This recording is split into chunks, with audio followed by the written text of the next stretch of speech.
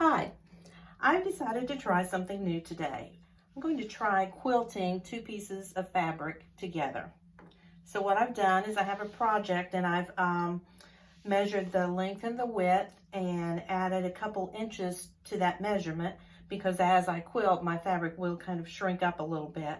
And then on this side, I've been spraying just a little bit of this spray temporary craft adhesive, and you don't have to spray it all over. In fact, the batting kind of just holds the fabric in place without much adhesive at all. And then on this side, I haven't done anything on this side, and I think on this side I will just use straight pins to hold everything in place. That way you can see that even if you don't have that spray adhesive, you can just use straight pins when it's just a small project like this. Sometimes people will use safety pins, but I think I can just kind of put these randomly and then pull them out as I'm stitching. So the next thing I'm going to do is I've drawn just a big X from corner to corner, and now I'm going to draw another line that's 1 inch from this line. And after that, I will actually be able to use a guide that I can attach to my presser foot, and I won't have to draw any more lines. So it's totally up to you if you were going to try this, whether you just quilt just with straight lines. These are going to be at a 45-degree angle. You could do just, you could do squares, you could do diamonds. There's just all kinds of things you could do. But with this quilting guide that I'll show you in just a second, it will allow me to not have to draw any more lines. If you don't have a guide available to you, then you just simply draw your lines on here, so then you're ready to start sewing. So I'm going to get my machine ready, and I'll see you back in just a little bit. Okay, I think I'm ready to get started sewing. I don't know if I mentioned it, but this isn't the first time I've done this, but it's the first time in a long time. So we'll kind of learn this together.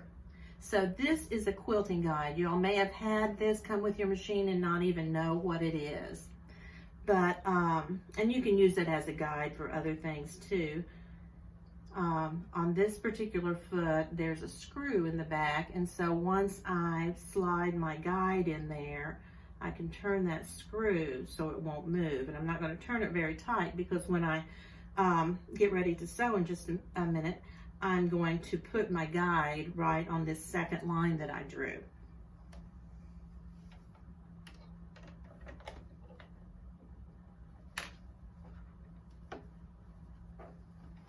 I'm going to use my open toe foot. I think it just gives me more visibility. So I'm going to put my presser foot down so that it's centered on that first line, the line that starts at the corner of my square.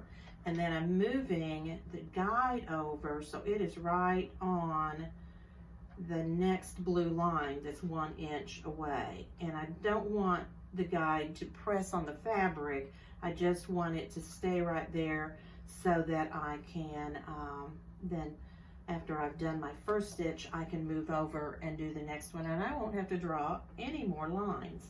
I'm going to turn my stitch length up to 3, which is more like a top stitching length, and my tension is just normal.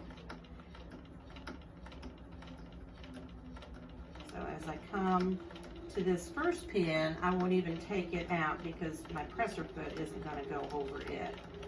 But as I come to the other pins that might be right where I'm going to stitch, then I will take those out. So I'm going to stitch this first line. And then I'll come back and do the second line and show you what I mean about the guide just doing all the work for me as far as not having to draw any more lines.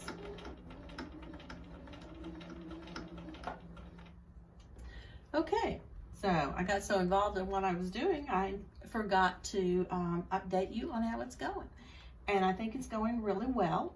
I've learned a couple of things. I've learned that I really didn't need an open toe foot because it's my guide that I look at, not so much what's going on in front of my presser foot. And I think this presser foot holds the fabric better and makes it less likely to shift. This is actually a straight stitch foot, but just an all-purpose foot I think would work fine as well.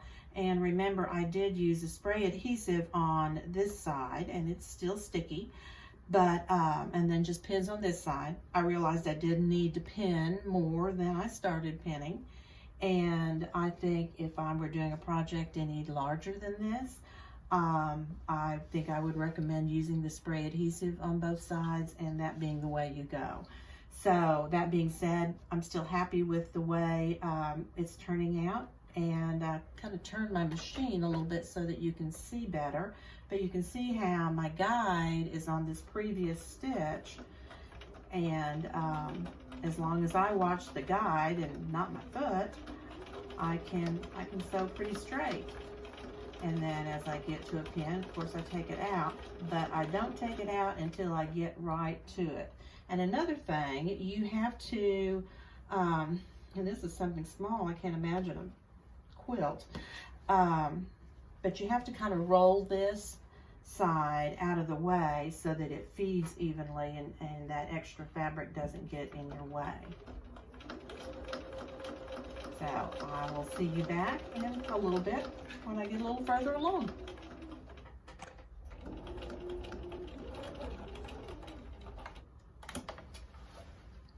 Well, I'm finished with the first piece. It does take a little while, but it turns out so sweet. Even if you just took this and maybe for this one cut it in half and bound it with bias, it would make a sweet burp cloth for a baby gift. Melissa has a sew along coming up soon, and she's going to be showing you how to use the Tate jacket to make a quilted jacket, and it is really cute. We do have some quilted fabrics, but you may have an idea for some fabrics of your own. So now you know, you can just do it yourself. I've learned some things. I hope you have. One of the things I didn't mention is you don't have to backstitch when you're stopping and starting each stitch line, because you're going to go back and that edge is going to be cut off anyway. I've got lots of threads now to go back and cut, but it was fun and it went quicker than I thought it would. See you next time.